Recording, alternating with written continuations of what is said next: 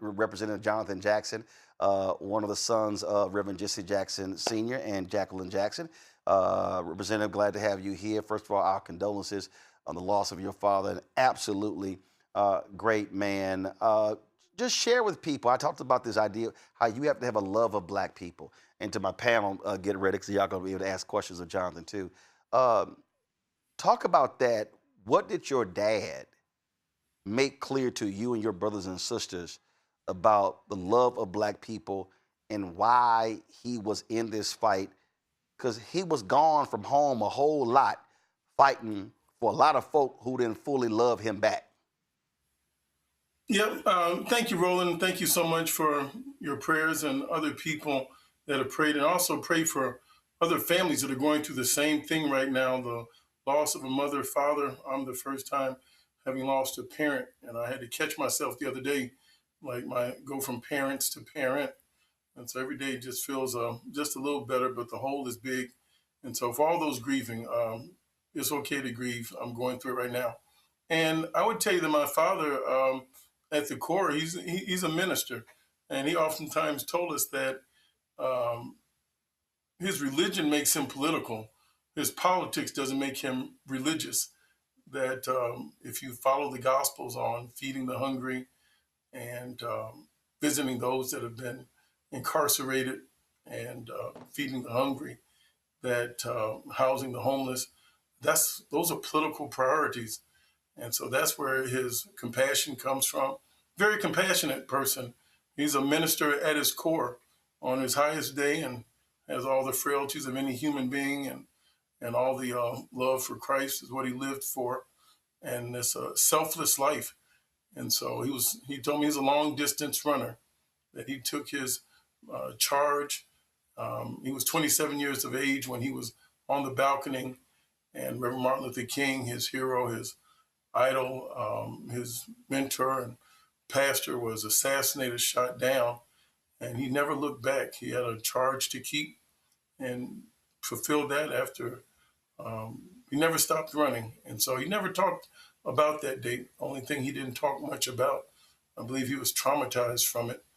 And he never looked for a long distance planning. He had to deal with things that were spontaneous and have a goal in mind, but he never expected to live a long life.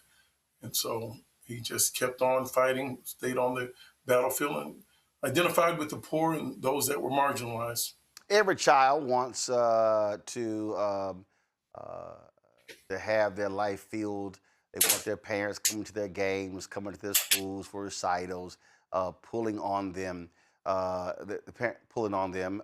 But you had to deal with so many others, so many others all around the country, the world pulling on him. I told the story the other night. I said, Reverend Jackson, the only person you could see at a black mama's house in Alabama in the morning, and then on the evening news, he's sitting with the Pope at the Vatican.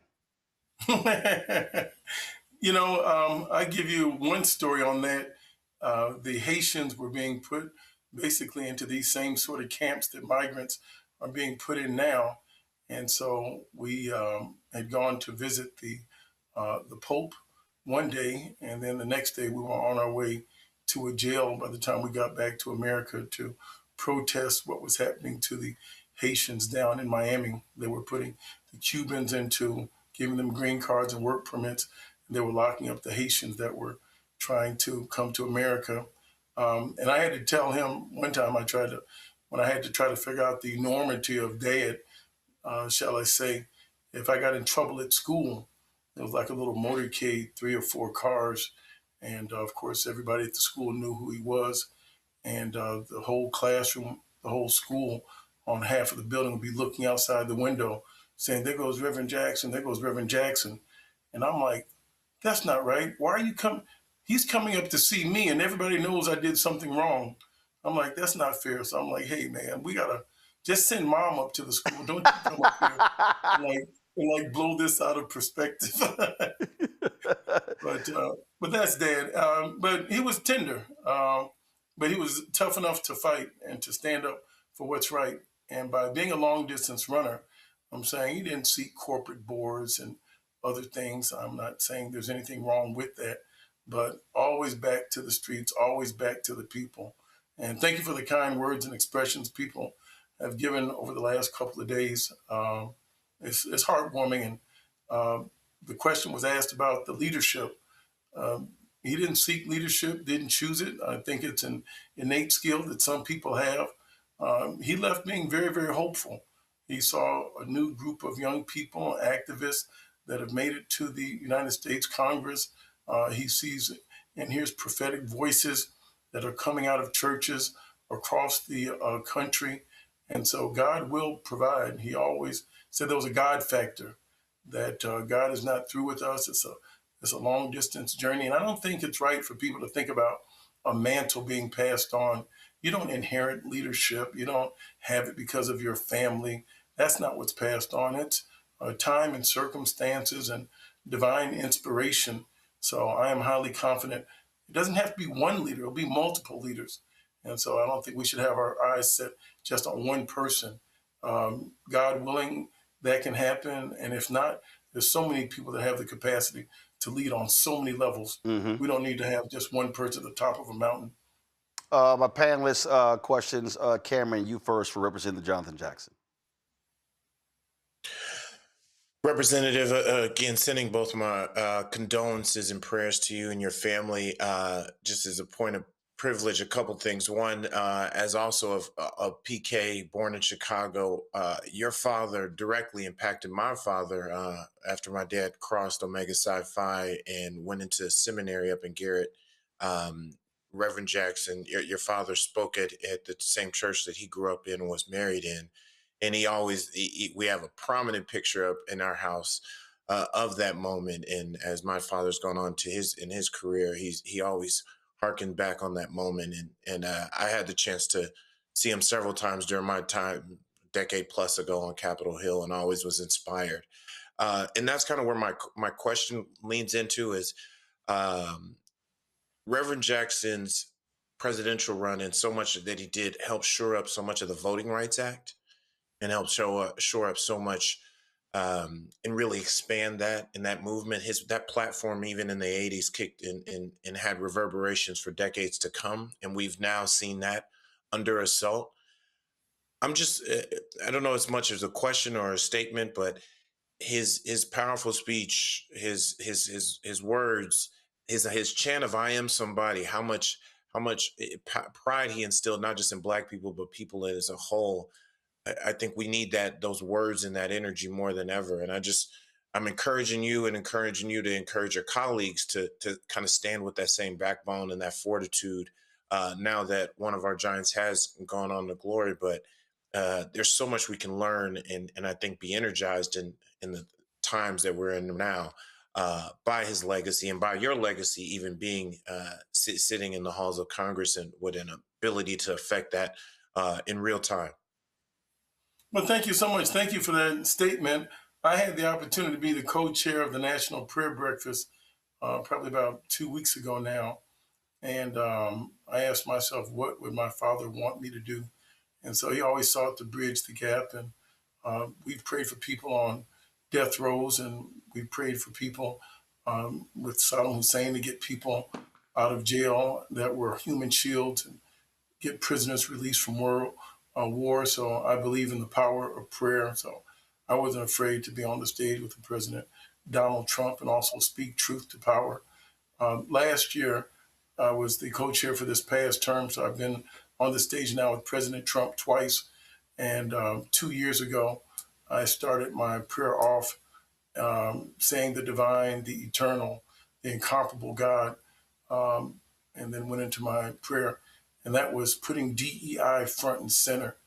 This year, I started off the prayer saying in the Latin Imago Dei, and Dei spelled in Latin is DEI, and Latin DEI simply means of God. And so, no, Congressman Cleo Fields and I, my colleague from Baton Rouge, Louisiana, a dear friend of my father and great leader, we started the Congressional DEI caucus. We didn't retreat, started it 1 week after President Trump gave his speech. It's not the Black Caucus DEI, that's something separate. DEI means something good for all people. So we've got all races and groups in this. It's not just limited to members like the Black Caucus for the Black Caucus, which I 100% support, agree with, but also the Asian Americans have benefited, females have benefited from it. So Tim Kennedy out of upstate New York, Mark Pocan out of Wisconsin, Ro Khanna out of California, Madeline Dean out of Pennsylvania. We made sure that it was reflective of America and all the beneficiaries could speak up and be a part of that caucus. So I try to carry on that legacy. I will never, ever, ever fill my father's shoes. That's my hero, but I will forever always try to make him proud and stand in the gap, be courageous, and I know I'll see him again in heaven. Reese? Congressman Jackson, my condolences to you. It's such a monumental loss for us all, but especially for you all. My question is, your father was such a trailblazer, and he had multiple trailblazing presidential campaigns, and we've seen, in light of Vice President Kamala Harris's loss, this kind of renewed conversation around electability. It's a big conversation right now with the primaries. Not that I'm expecting you to give any kind of endorsement or anything, but your father really blazed a trail in the idea and having the audacity to run and inject our demands and our citizenship into the conversation in a way that it probably wouldn't happen if there were only white candidates running. So what do you say to this conversation where it seems to be that the party is moving towards, let's not take any chances, let's go with the sure bet, which they want to classify as white candidates, and that Black people should kind of step aside, stop being woke, stop trying to hold people's feet to the fire, and kind of trying to make the conversation erase our demands and our humanity from that's my perspective on it, but I'd be interested in hearing your perspective given what Reverend Jesse Jackson really stood for in terms of pushing that envelope. Well, thank you. Let me try to break that down.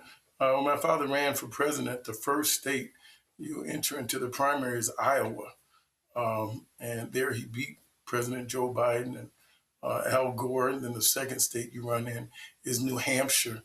Then you turn by way coming south to get to South Carolina, where he won.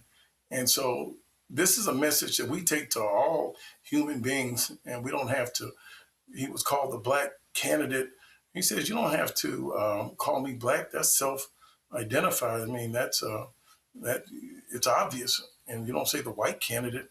And so it was about taking the message to people that were in the margins. Farmers were losing, and working class people were not able to unionize.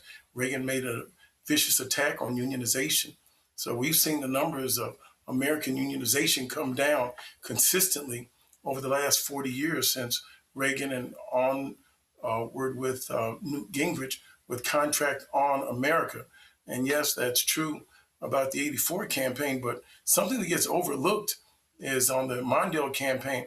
My father challenged the party in 1984 to put a female on the ticket. That gave birth to Geraldine Ferraro getting on the ticket. So yes, we see Vice President Harris today, and that's a great thing. And I have enormous respect for her. But I was coming down the elevator the other day in Washington, D.C., and I bumped into my former colleague, Governor Abigail Spanberger, who just became governor of Virginia. And she started telling me, she says, Jonathan, I'm a huge fan of your father's. When I was in 1988, I was making Jesse Jackson buttons. And so I don't think we can narrow his universality, and whites that came up and were encouraged. Bernie Sanders had endorsed my father in 88 up in his hometown. Jamie Raskin used to work at the organization. So there's a group of progressive leadership that came out that, comes from our tradition, the Black church, the Black community, but it's universal leadership. And so right now we have a dearth of leadership in the United States of America. I wouldn't say in Black America. White America has some leadership problems, and the leadership that they've chosen is not the best that we have to offer for the nation. Greg Carr. Thank you, Roland, and thank you, Representative Jackson, add my condolences and celebration of your father's life as he graduates to ancestorhood. I know what it's like, particularly for a son when your father makes transition. So, we cover you, we surround you, and we know that he will be a powerful ancestor. We're gonna pray him on over. Kind of in the vein of what we've been talking about so far. Night before last, when we talked about your father for about 4.5 hours, one of the consistent themes that kept coming up was his approach to electoral politics. And I love how you framed that his religion made him political, not the other way around. But I'm talking now, I want to talk a little bit and see if you can maybe share your thoughts on expanding the electorate. Clearly, there are enough people in this country to completely transform electoral politics if we can get them engaged. Your father was a master of doing that, and the people around him. What do you see going forward? And how can we expand the electorate, particularly when, as we know, the Democratic Party, even as it was transformed, pushed hard back against that expanding electorate that Jesse Jackson brought to the table? What can we do to expand this electorate, get people registered, get people engaged, get people involved? Does it require the charisma of a Jesse Jackson, or are there other things we can use to supplement that? And thank you, brother. Well, thank you so much. Sorry for your loss, and thank you all for this outpouring. But listen here, I am so happy. I'll tell you one thing before I answer your question. When it was pretty clear my father wasn't going to be walking again, he was wheelchair bound. I was leaving the doctor's office with him and kind of sad. And the doctor was pretty much saying, we got to give him a better wheelchair and things like that. And my father looked at me and smiled and said, I'm going to walk again. And I'm like, okay, Dad, as we were trying to get him to therapy. And then he looked at me and smiled and said, in heaven, there are no wheelchairs. And so, he was just a very eternal, optimistic person. And what did he tell me? He says, we have to do voter registration, massive voter registration. We have to overwhelm the polls. Vice President Harris received 75 million votes. Roughly, President Trump received 77 million votes, and 90 million people did not vote. None of the above won. That was the margin of our despair. There were roughly 5 million people that have paid their debt to society that have now been taken off of the voter rolls, that have been made into permanent second-class citizens because they don't have the right to vote. So we have to restore citizenship to people that paid their debt to society. That's an issue that I'm going to have upcoming, that I want to find a pathway to people that have come to the country and they can dream, but I also want to have something for the believers. I would saw the migrants as the dreamers and the African American community as the believers. We fought in every war. We've never stopped. And if you've paid your debt to society and we're disproportionately locked up and then paid our debt here again, how is it that we don't get our full rights restored of citizenship? You're not a citizen if you cannot vote. 13th, 14th, 15th Amendment. 13th, abolishing slavery. 14th, equal protection of the law. 15th, the right to vote. Well, if you lose your right to vote, you can't sit on a jury, which means you can't get equal protection under the 14th Amendment, which means you are a derivative of some form of slavery. So yes, we have to make that a popular cause, and we have to make voting a family tradition. Education, he would tell you, has to be a family tradition where you turn off the television, sit around the table, and the family reads together. We have to make voting a family tradition before we talk about the barbecue and the picnic and having all of the things. Do a voter registration drive in your own house and check people's voter registration cards before they come into the house. We have the power, and people have died and have suffered too much. And so don't do less than your best, he would tell me all the time. And that's what we have to do. We have the numbers. And so under this current administration, because they can't get their numbers up, now they're going to start voter suppression to try to take our numbers down. What does that tell you? We have the numbers. Why is there the attack on DEI? Because it was so successful. And so they started dismantling it. And who did they attack first? It was the African American female community. Over 450,000 African American women that are highly educated, the best educated class group of people in the country, were targeted by Elon Musk and Doge and all of these other people. So no, we have to challenge this, and that's our goal. Well, Representative Jackson, you talk about making the family affair. That's the reason why when we got our news set, I said, well, I don't want just the colors. I hit up my man Leroy Campbell, the great artist. I got a lot of his work at home. And so I said, Leroy, I need something for my set, for my news desk. He said, I got a great idea. So he printed out on canvas his artwork, Remember to Vote. And so if you see this art, so this is, every time we go live, people see I this. love it. They don't realize that artwork is showing every facet of Black America. It's the kids are there. You see Big Mama, you see a father, you see a daughter, you see a mama, you see young folks.